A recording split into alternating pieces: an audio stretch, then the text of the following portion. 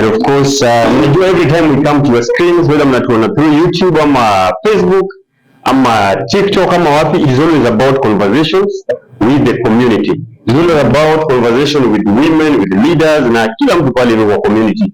Leo tuko hapa hivi Kariobangi, vile nimesema, na I'm your host Sokoto Pondo. Of course, we are doing this today in partnership with our amazing friends, the Center for Multi-Party Democracy wenye wanakaa hapa hivi in Kenya. And of course, we are looking forward to one of the greatest events of the year, every year, the People's Dialogue Festival. Inaanzanga tu hivi vile tumekaa hapa hivi. So this is the People's Dialogue Festival Mtaani Kariobangi. More power to people, more power. More power to Kariobangi people, more power. Article 43 of the Constitution of Kenya imetupatia so much power as Kenyans. Inatuambia that as Kenyans tuko na right ya kukuwa na maji. Somewhere maybe wengine watakuwa waba ama uodea ama nini, si ndio? Inatupatia right ya kupata better healthcare, inatupatia right ya kukuwa na chakula, kwenda shule, kukuwa na social security. The question is hapa vile Kariobangi, access to water, sanitation and access to education opportunities ziko aje hapa hivi Kariobangi. But before tuendelee, acha tukaribishe besti yangu mmoja pale mwenye welcome hapa hivi Kariobangi. Tuko hapa hivi Kariobangi Social Justice Center. Atuambie yeye ni nani na hapa ni wapi na tunafanya nini hapa hivi in less than a minute. So thank you sana Pondo. Kwa majina naitwa Habib Omar. I'm a public news maker. I make noise because there is your silent skills. And the only for unajua wezi feed. Utakaa njaa kama hujafungua mdomo, because hata hiyo ni food. Lazima ufungue mdomo ndio. And in most scenario we only quiet about issues affecting us as a community. So there is just need for us to be able to speak about these issues. But as for today here tuko hapa, we appreciate the collaboration and partnership to be able to engage as young people, as a community, to deliberate on issues zenye zinatu affect, because kuna issue ya maji, as vile umesikia ukitembea hii mtaa, umeona takataka iko kwa barabara kila pahali, unaona.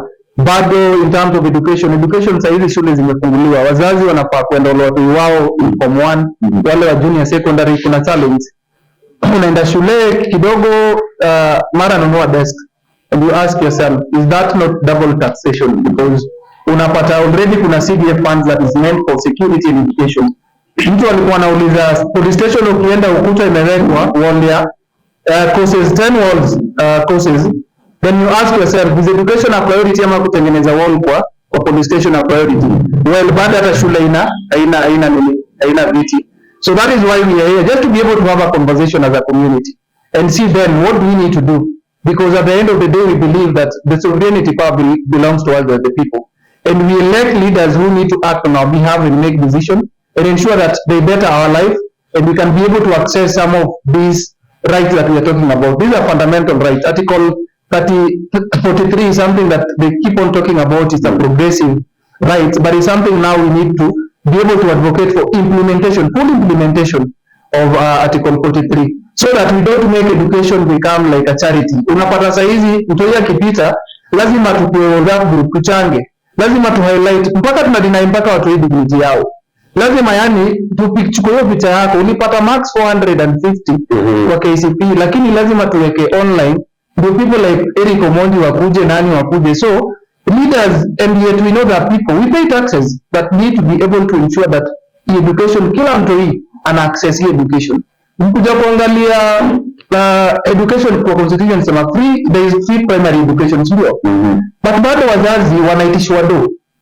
Initially before this in a county, which sometimes yes iko na controversy, but we appreciate it. Ijakaa wazazi walikuwa wanalipa, there was a remedy fee na hiyo pesa ya feeding program. Yet right now kuna dish na county ambayo mzazi analipa 25 bob na mtu anakula, but still mzazi anaitishwa ile pesa ya feeding program, because it means kama hata walikuwa wanalipa in a year 4,660, it means because already kuna dish na county hiyo nini nafaa kufanya nini, fee nafaa kufanya nini, kupungua. Kuna junior secondary education, mzazi anataka kuingiza mtu shule, definitely ana pesa, but unaona pale anaambiwa alete 5,000, leta desk 8,000. We had an issue at Marura Primary School na Kariobangi Primary School which was the same. So mzazi amepatata, amejikokota, amenunua uniform, vitabu, amekuja na 2,000. Mwalimu anataka pesa yote, and you ask yourself why, yet education itself is free. So we are here just to be able to have discussion and see at the end of the day what needs to be done. Na umetuanzia fiti kabisa, si tumu appreciate. leo ni tarehe 3 February 2024. Form 1 walikuwa join shule when 15th of January. Do we have anyone hapa hivi ndani mwenye mtoi wao bado hajajoin shule ama najua mtu mwenye hajajoin form 1 hadi sasa? Wapo? Hebu tusikie anyone maybe angetaka kushare the experience. Chukua hiyo pone. Chukua tu hiyo, tumia tu hiyo. Okay, mimi naishi chini karibu na restaurant. Ongeza sauti ndio tukusikie sisi wote. Kuna mtoto alifanya class year na amepata something. Mpaka sasa hajajoin kwa sababu mamake hana pesa. Na katiba inasema kila mtu ako na haki. Unajua haki si privilege. Inamaanisha whether tuko na pesa ama hatuna, mtoto ana deserve kuwa shule, si ndio? Any other experience? Do you have any other person hadi sasa anajua mtoto hajajoin shule? Acha nikusaidie. Sasa mpatie to the lady mwenye hapo kando yako. Na utuambie tu jina pia.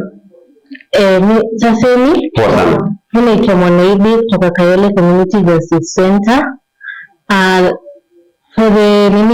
Hii mwaka ikianza nilikuwa na wasichana wawili, walikuwa mmoja na join grade 6 na mwingine grade 5. So mmoja mimi nimetembea kwa machief, nimetembea kwa MCS, hakuna mwenye anataka kunisaidia. Ikabidi tumerezia huyu mmoja mwenye na grade 6 na huyu mwingine sasa hii ako home. Mind you au wote ni wasichana. Sasa hii wa grade 5 anafikiria nini? Akipatana na Brian hapo ataingia tu box. Najua unacheka lakini najua ile utungu. Ndio, unajua wakati na mention Brian, what's it become from? It's not just Brian. Mungu yako nene risk ya kupata ball, kupata kujiingiza kwa madawa, kuingia kwa crime, kupata stress, kukufa baadaye, sio? Sio, ni stressful sana. Na unapata hata mama yake anafanya hapa kazi ni boma. Hiyo kurezi tu hiyo tuliambiwa ni pesa ngapi? 5,500 kuingia. Ndio ibuswe. Ujeweka uniform, ujeweka nini, lazima ingia vitabu zote na vitabu kama 12. Unaona? Na sisi wenyewe ni tuko karibu na hatuna uwezo. Unaona ya kupeleka huyu mtu shule. Mpaka sasa hiyo mtu yako huko home. Let's appreciate her. Tumpige makofi.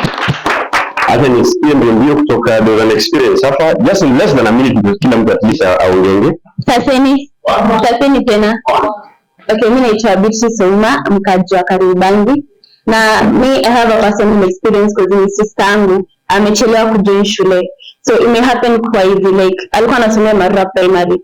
So when we went to collect results ndo aweze kwenda kujoin shule, tukaambiwa ako na areas anafaa kuclear. So we wanted to hear and know ni areas ya nini exactly. Si pia unaweza taka kujua. So Fetisha akatuambiaje ako na areas ya 10K in general. So kuna school management, we have room papers, na hizo zingine ni tuition ama ni nini. So hesabu ikakuja 10K and we were wondering hizi pesa zote zimetokea wapi, and again it is the end time Kenya na how shule. And by the story zote the only thing we can do is just pay the amount to participate. So we went back again kwa class teacher tukamwambia sha ni hivi na hivi tumepata huko mbele, what's happening. Akatuambia si tumekuja late, tungekuja mapema before afanye nini, submit hizo vitu kwa secretary. So haiwezi kusaidia. So my question is how is free education free? Kwa tunapata shule alikuwa ameitwa hajajoin, ako mtaani, amechoka kumkwaya from the fellow students alisoma na yeye. Umeenda shule gani? Umejoin school gani? That's already stigmatizing the person because hata akienda shule si ako late. Si hata have to catch up na syllabus. So 10K inatoka wapi? Tena bado we have kuangalia shule ingine tena against a whole process. Pia bado uende utalipia ndio. Exactly. So how is free education? Kwa sisi wananchi tunaumia sana. Okay. Yeah. Sisi kama kama unaweza kushare on the same hapo tu. And maybe before share. The question ni wakini wanajiuliza na mimi naweza uliza hiyo on behalf of watu wa Kariobangi. How free is free education? Sio? Kwa sababu government inasema tufai kulipa, lakini unapata kama shule the cost of uniform. Unajua? Siji mara nini hizo nyingine nazo government inasema ufai kukuja na hii kitu shule yenyewe ukienda hapana, hiyo ni mambo ya ende usikize minister wa education yuko peke yako. Hiyo ni ile swali tunajiuliza na hapo ni Gumzo Mtaani. Education is one of the key priorities. Access to education, is it just masomo ama ni masomo bora? From primary school to secondary school to colleges and zile university or technical institutions ziko hapo Kariobangi. Leo nataka tusikie ziko namna gani Ni Phyllis hapa kutoka Kariobangi. nimesikia hashtag nyingine mpya, how free is free education. Tumekuwa na mtoi ampata marks poa 298, ameajenda shule juu alitoa shule ya mbali, unaitwa kuhiga huko ndani na huko. So naona kutransfer hiyo coordinator from another school is very difficult. Juu wanahitaji limits za huko, sijui iende hiyo shule ingine, like imekuwa tu so bad. Hashtag how free is free education. How free is free education, sindio? And hashtag Gumzo Mtaani, hashtag tuko fresh, sindio? Let's keep on having this conversation. Kwa ile mtu mna watch, regardless ya pina tu watch, hata kama uko Busia, uko Mandera, uko wapi, hii conversation si ya Kariobangi pekee, lakini conversation affect wa Kenya wote. Let me go to any other person. Bado tuko hii issue education, yes? Yes, naitwa Stefano. Natoka mimi mkazi wa Kariobangi. In regard to the question how free is education, for me I can say education is so much expensive because apart from the school fee there are so many other requirements zile unahitajika shule. For example, in a secondary, for somebody to be admitted in because you have two public primary schools within Kariobangi, that is Marura and Kariobangi. As a kuadmitiwa huko, you have to come up with a desk, a locker, whereby you take that responsibility, and also uniform, which are so much expensive. And then finally, also in terms of uniform burden, teachers wanna make arrangement, some of the elites parents through the general meeting wanapitisha vitu zile ambazo in affect every parents. For example, in Marura wamebadilisha uniform, but ukiangalia so what they do is coordinating the GM, wana select some few parents, the highlights, wale wanajua kizungu mingi. So from there now wanabadilisha language to English. Mimi wale parent hawaelewi, mimi natoka mkono kupitisha sinema asipure say hi. Lakini sasa impact baadaye utakuja baadaye now implementations now na realize zile vitu mlipitisha mnapata ni zina affect. For example, sana sana hapo kwa Marura utapata wale walitishwa meeting through hizo IGM, but unapata wazazi wengi hata ukiuliza wale isikia tu construction of the hall, hizo vitu mingi wanahitajika hawajui because language inabadilishwa kwa hizo meeting in English. So unapata wazazi wengi because due to the literacy level within formal settlement within Kariobangi, wazazi wengi waelewi hiyo language. Vitu vinapitishwa also in terms of services na affordable education. For now I can say bado iko poor because most of the classes are overcrowded. For example, in Marura Kariobangi now at least average nimesema wako sawa, population iko si kubwa sana. Marura utapata most of them wanaenda huko because is most of the performing school compare between Marura and Kariobangi North. Wazazi wengi wanapenda Marura, but unapata watu wengi wanakuwa overcrowded. Wazazi wengi wanapata mzazi kwa handle ratio because according to the education guideline, a teacher should handle at least one teacher to 45 students. But utapata most of the class wamepitisha zaidi ya 45, wengine utapata kwa 60, 70, which inakuwa hard. Also in terms of assessment, education system yetu is so much expensive in terms of the assessment. Most of the parents utapata walisema learning system ya kitambo 844. Sasa wewe mzazi unafundisha mtoto wa CBC, even teacher mwenyewe ako confused. Haelewi hizo CBC ni nini because the language ile alifundishwa. Sasa hiyo sema A ni A, B wewe sema kama vile sisi wa kitambo 844 tunasema B au nasema ba. Sasa wewe imagine kama ndio kuja kufanyisha homework, wewe unamfundisha nini? Unamfundisha tu B. So unapata ni so much expensive sana na vitabu na all other requirement plus uniform and the rest, which in education inakuwa so much expensive. Also in terms of pia finally watu wetu wana shule ku report because most of these parents wanasema government anasema ni free education secondary, but utapata wazazi wengi bado wana line up kwa bursaries, of which according to the constitution article 43 education after 100 free, 100% free. But wanalea free ni on papers, but ukikuja kwa ground things are different. Wazazi bado wameshindwa kulipa karo ya shule because unapata saa hii even speak saa hii ukifanya certificate class 8 kama kwa secondary ni so much expensive kuliko mtu anafanya diploma kwa university. Na which diploma inafaa kuwe college ama diploma ama college ama university inafaa kuwe so much expensive compared to public primary because that's the basic primary, but not secondary. Basic primary or basic education iko more expensive compared with the tertiary education. Okay, nataka appreciate hapo kwanza. Na katika leo penye ametaja hapo hivyo masomo after high school, sio? Do we have colleges ama TVET hapo hivi ndani ya Kariobangi? Inasema after high school mtoto anaenda wapi next, sio? After high school sasa mtoto anaenda wapi next? Do we have such kind of services hapa ndani? Ile yangu ilikuwa tu ya about sawa, ongezea ya mtu ya Jamia aja report chuo. Personally wangu aja report. Na reason being ilikuwa mtu wangu aliperform vibaya sana. Alikuwa na 340. Na ile shule alikuwa nasomea walikuwa wana reward watoto wenye wampata more than 330. So ika happen ile shule aliitwa ilikuwa shule ya county. Na au walikuwa wameinsist lazima kuwe ameitwa an extra county school. So nilimtafutia shule extra county whereby huko umekulwa 10,000 shillings ndio get admission huko.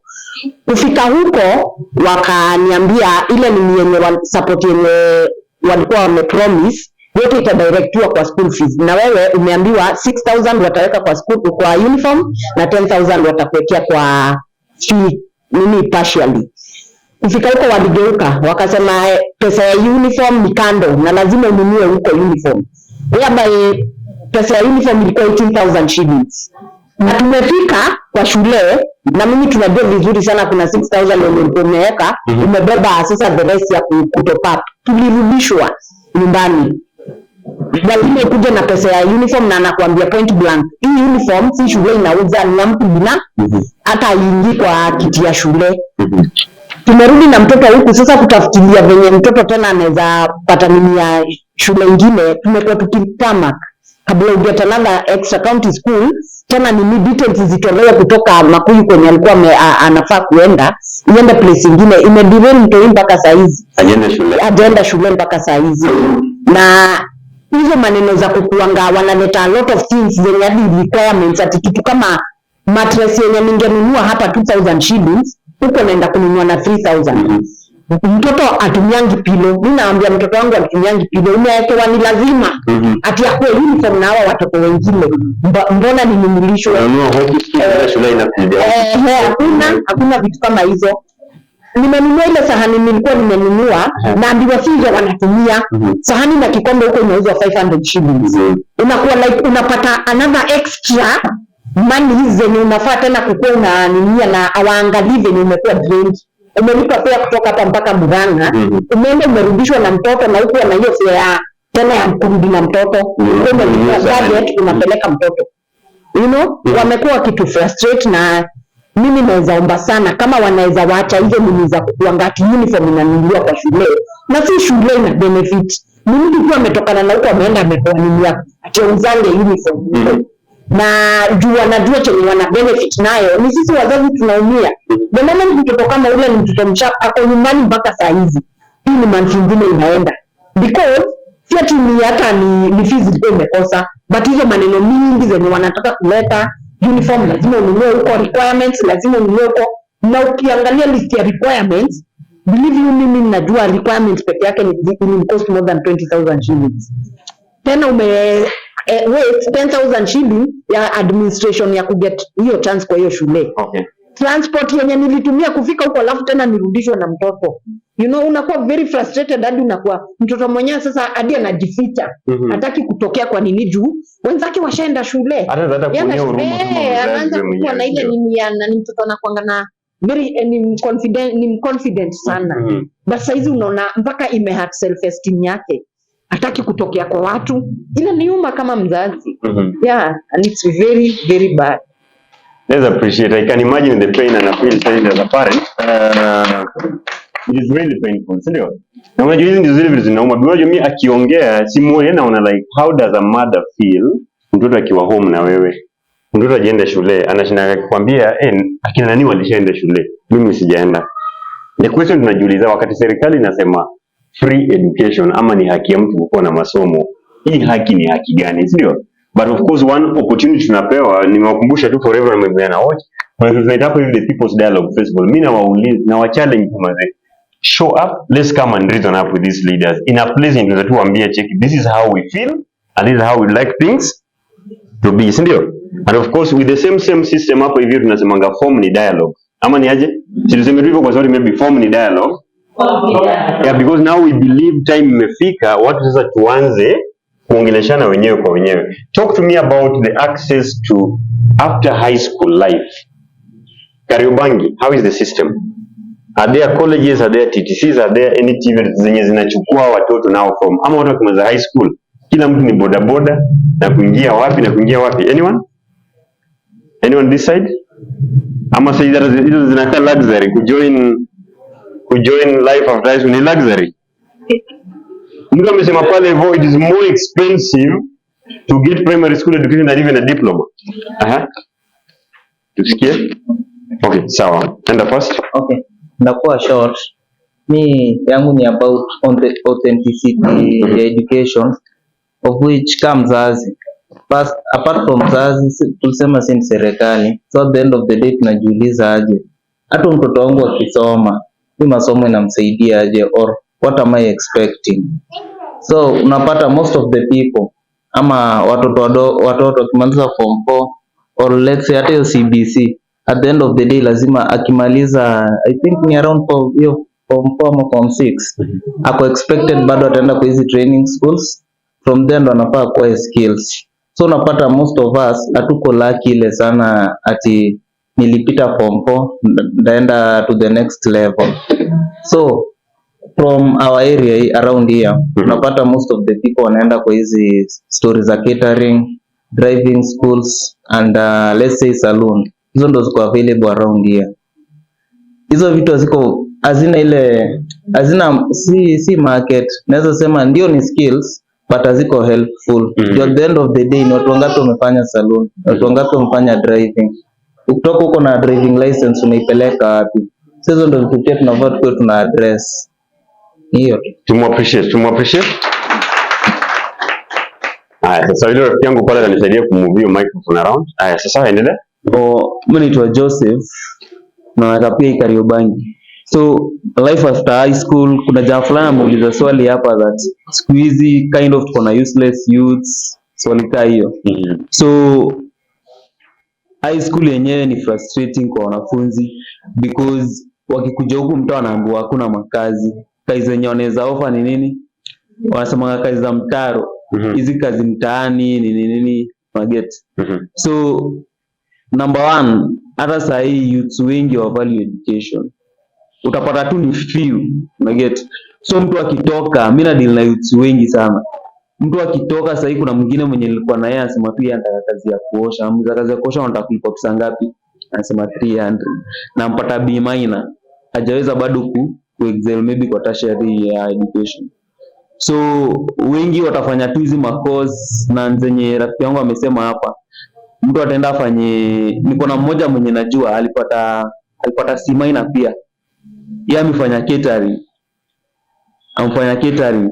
So alienda zinaitwaje, ukishafanya course kienda kufanya attachment, amerudi ameona hiyo kazi tena imekuwa useless, anataka kudifa, hakuna ndio ya kumpeleka shule tena. So sasa yako tu tena mtaa na romrom, na demo na romrom mtaa, demo masiku zinaenda una kuengage na vitu zingine, demo na kuengage na vitu zingine, hiyo opportunity ya kurudi shule wafanya nini? Hakuna. Unakuja unakuwa saa that in quotes maybe useless because uko na mtoto ama majukumu imekuwa tu, uko na kana mzee wako ameenda Ocha, wewe baki Nairobi, utafanya nini? Hakuna. Yes. Tumpigie makofi. Asante sana. Tusiwe wachoyo wa kupigia Mungu makofi. Ndio tusiwe wachoyo. Mama kwa hapa. Patia mama kwanza microphone pale mbio. Alafu tutarudi hapo, nitakuja hii side nyingine, then we move to the next segment ya topic. Naitwa Zipora kutoka hapa Kariobangi na feel hata kulia kwa sababu nafanya kazi ya watoto. I'm a child protection volunteer in the community. Na tumekuwa na a lot of complaints on juu ya watoto ambao wamemaliza, wanataka kutransit from one class to another kwa sababu ya shida ambazo ziko ndani ya manyumba. Wenyewe watoto sasa hawasomi, wako tu wameshamaliza class 8 hawajaenda form 1, wamemaliza form 4 hawajaenda college na hawajaenda university na wamepita. Makosa ni ya nani? Huyu mtoto ni wa nani? haya masomo yanamfaidisha nani? Na hii serikali ni gani ambayo haithamini masomo ya mtoto kwa wakati huu? Kwa sababu what next kama mtoto amepita na hawezi kuproceed to the next level? Yenyewe it is so touching, kwa sababu tuko na cases za watoto ambao wamefanya class zetu, wamepita mitihani 300 marks and above.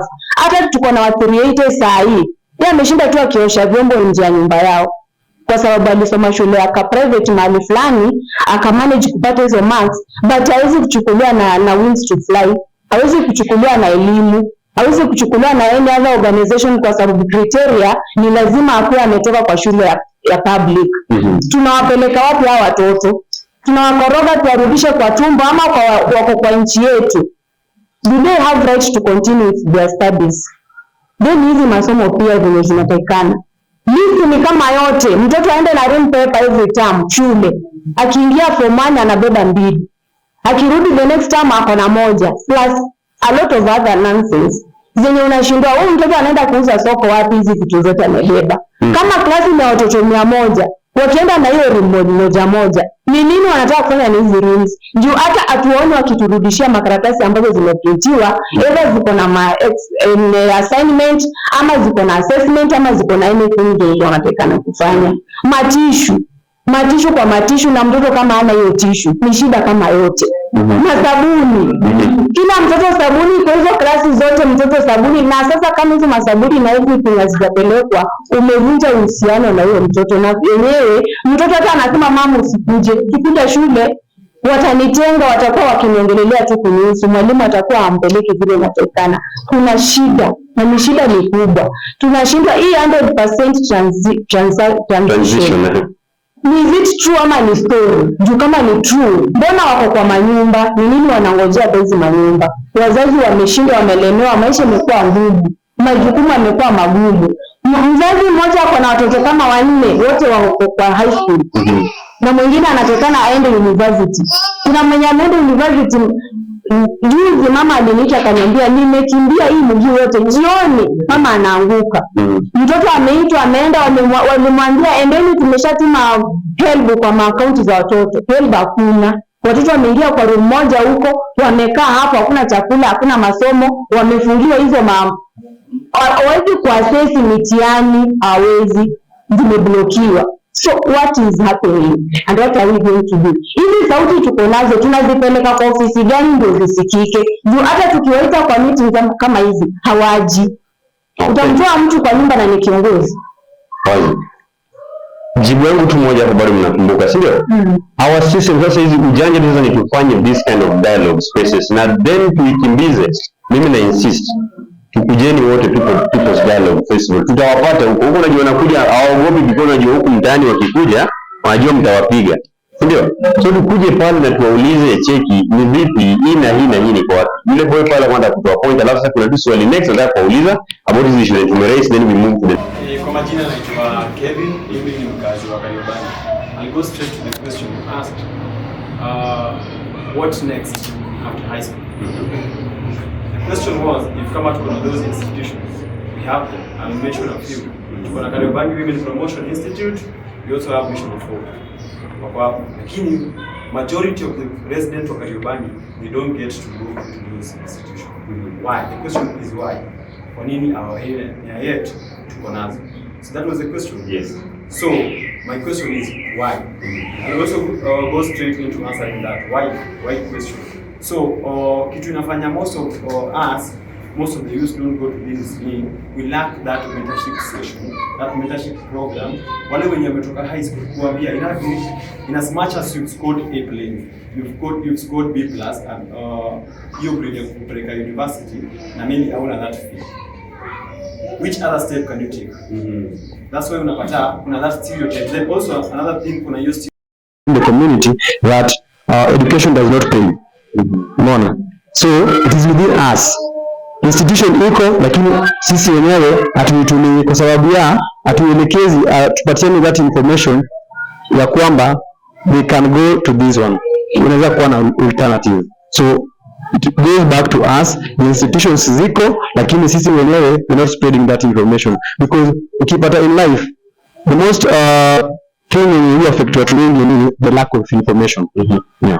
So I can also recall back then when nilimaliza high school, sikuwa na that information that I can also go to a TVET and maybe acquire some skills. Maybe carpentry, they are paying. Yes, they are paying. So the only thing right now we need to discuss ni how can we incorporate these mentorship programs, at least wale wenye wametoka high school wakwe streamline in a way that there's also a way from this. Kuna njia pia hapa. Hiyo ndio kitu tutakuwa tunajiuliza ni jinsi gani tutaelekeza hiyo. Okay, yeah. Tumklapie. Sasa nataka to move to the next segment sasa ya mob now. Si tulisema hii ni Gumzo Mtaani na tukasema pia ni dialogue space, sio? And we are fresh people. Do we have solutions to this doesn't generate? Do we have things we can propose to the government leaders penye wako na watusikie? Issue kama crowding in schools, issues kama cost of education itself, hapo vitu nasema is a big problem. Poor facilities in schools, value education yenyewe, tufanye watoto waone yenyewe kweli kuna sababu ya kusoma. Kuna vitu kama the process ya kutransfer ama transition kwa mtoto shule moja kwenda nyingine ama kwa level fulani and nyingine, even accessing those schools themselves, ndio? Forward with Gumzo Mtaani, forward with tuko fresh, forward. Solutions. Do we have the solutions with us? Are there things za proposia serikali? Kwa mfano crowding in schools, how do we address that? Patiana microphone. Nataka kusikia solution hapo chap. For me, solution first of all lazima Centralize information to the community. Because we have the tertiary vile Kiva amesema, so that we be able to reach, because not everybody will go to university. There are so many soft skills in the tertiary which everybody acquire to educate self-employed too.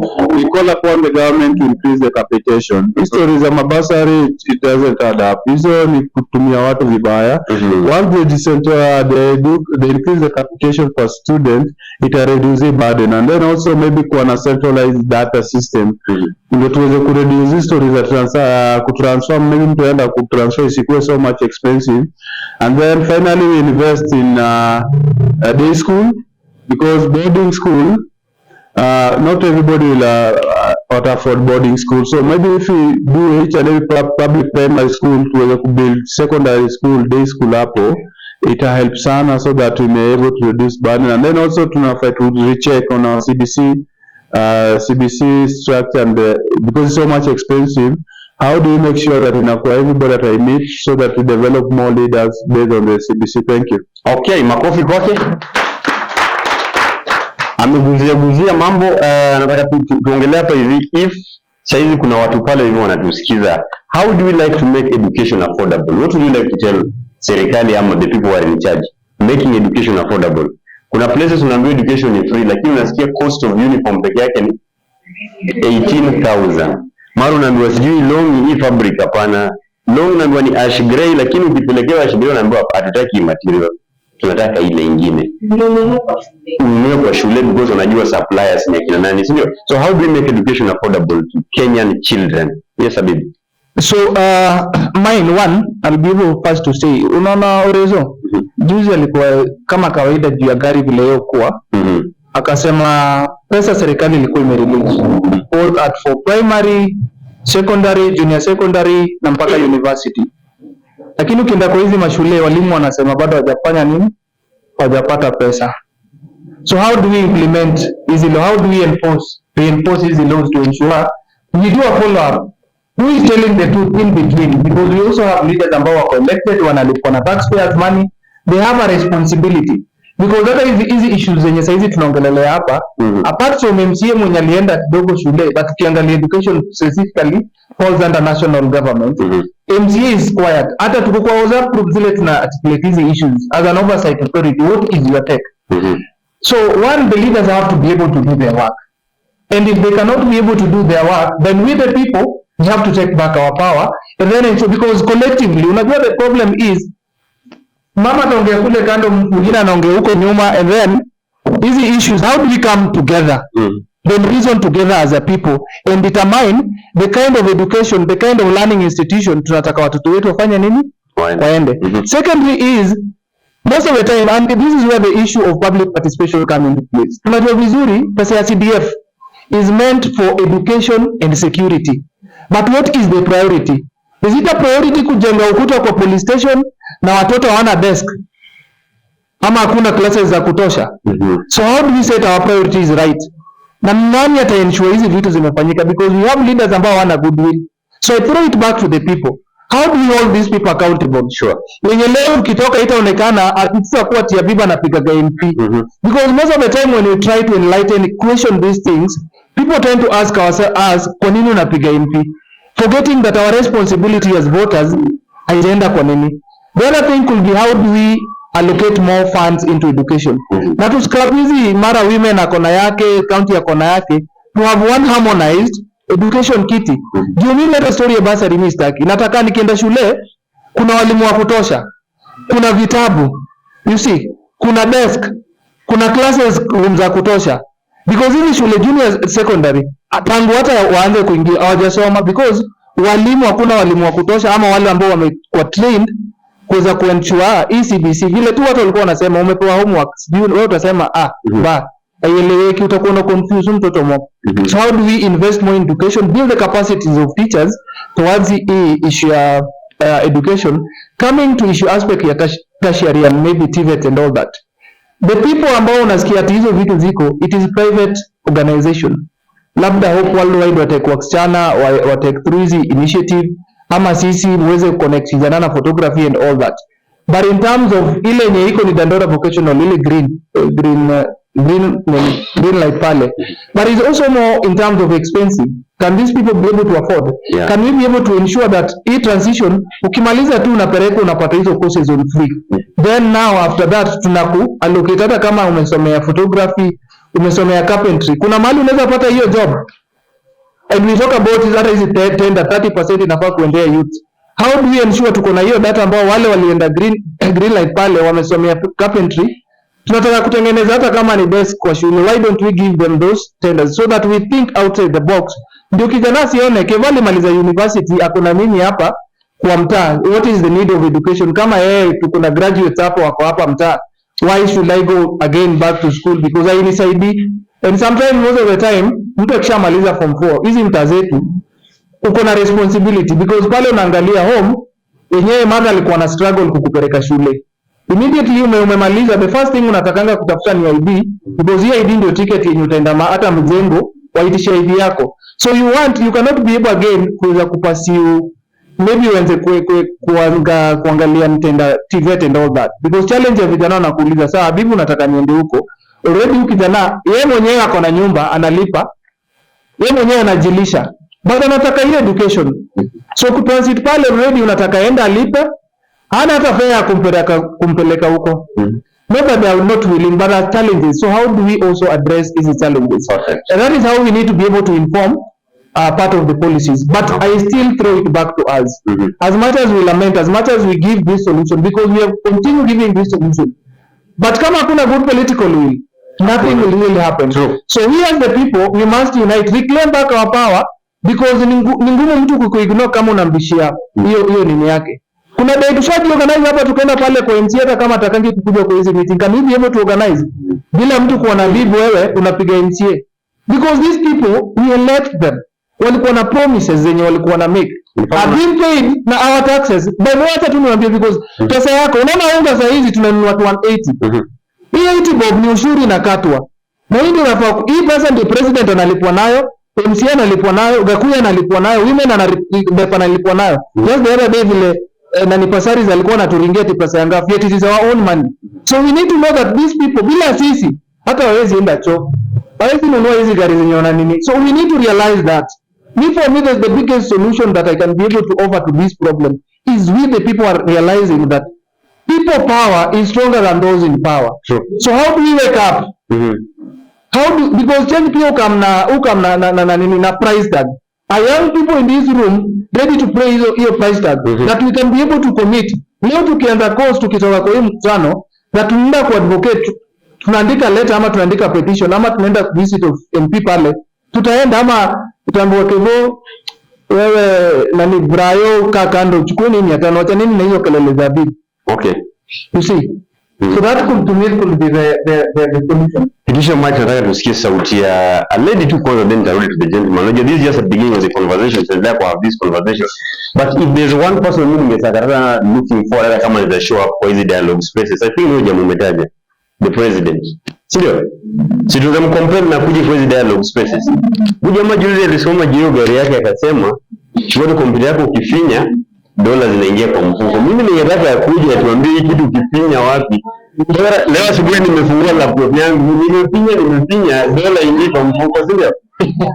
So access to these opportunities, because again, what is the need of education? What is the need of a degree kama hizi kusaidia kufanya kitu kingine? Sio ndio sasa ile shida tuko nayo. Hebu tusikie from a lady, and this is my question. The fact that mtoto amezaliwa na ana uwezo fulani, does it make mtoto asikuwe mtoto kama wengine? Mbona is it that size in our communities mtoto mwenye hizi tembea, maybe tunasema kiwete, kiziwi, bubu, why are these kids treated as if they're not normal human beings in the community? In short, I'm asking, is the education we are talking about also friendly to this kind of children? Nani angetaka kutaka hiyo swali?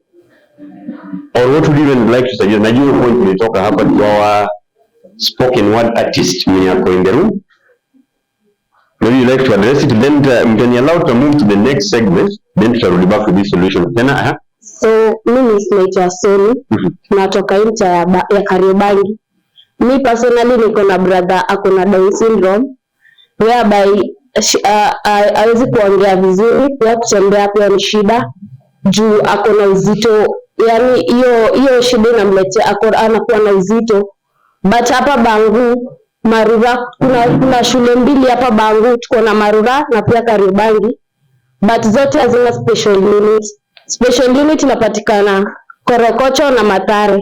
Huyo mtoto nimesema ako na uzito, pia kuongea pia ni shida. Kuenda Korokocho pia inakuwa shida kwake juu kutembea pia, na pia barabara zetu vile ziko zimejaa matakataka, pia kuvuka barabara kwake ni shida. Aya, sawa, tumu appreciate. So kuadd kenye sistangu amesema, it's very painful because I know hakuna mtu angependa kuwa in such position, si ndio? Some of us hata tunaipata through accidents. Ini maisha, things happen, si ndio? Haujui ya kesho, but you find it difficult. Mbona shule zingine it's like hapa gate unaweza compare Marura Primary na shule niko Parklands. Hey, I'm talking. Unaweza compare?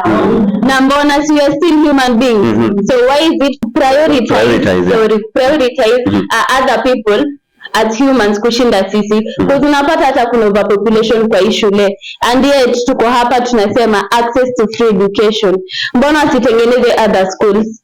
Na yet kuna spaces, kuna lands. Si watu wanabishania lands huku Kenya, hadi wanauana, but sisi tuko home. Hakuna like access tunaweza pata kwa education. Pia nilikuwa nataka kusema like now we are so focused on the people who wameperform. Because unapata hii age bracket, kuna wanafunzi, yes primary maybe ampata 250, but akienda high school unapata ameperform even better. So question yuko mimi, like I was talking to a people and niambia mimi nimepata 200, mimi mamangu atashughuliki, so si wachao nyampata 350 waende alafu maybe atakuja ni consider. It's very painful. What would you like to propose a solution now? So my solution is education cut across. Despite being umeperform hama ujaperform, ndo upate education, ndo ujue what do I want in future.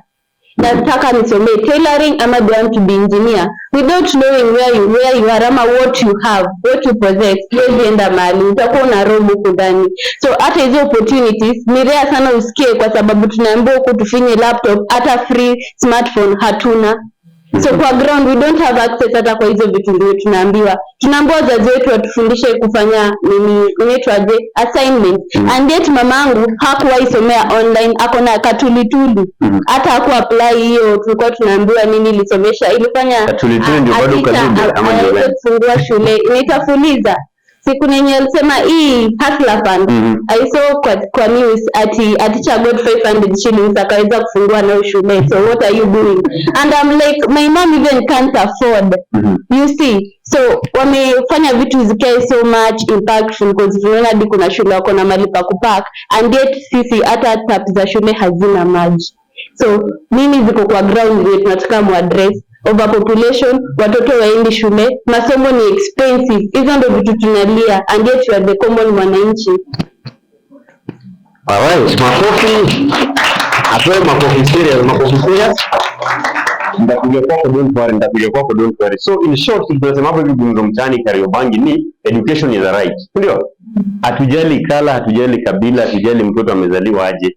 We are speaking for watoto wote. Whether mtoto anakaje, sisi right now tunajua hii ni time ya shule. Every child deserves to be in school. Mtoto akienda shule anataka tu kusoma. Shida zingine aje serikali na wazazi wanajua vile.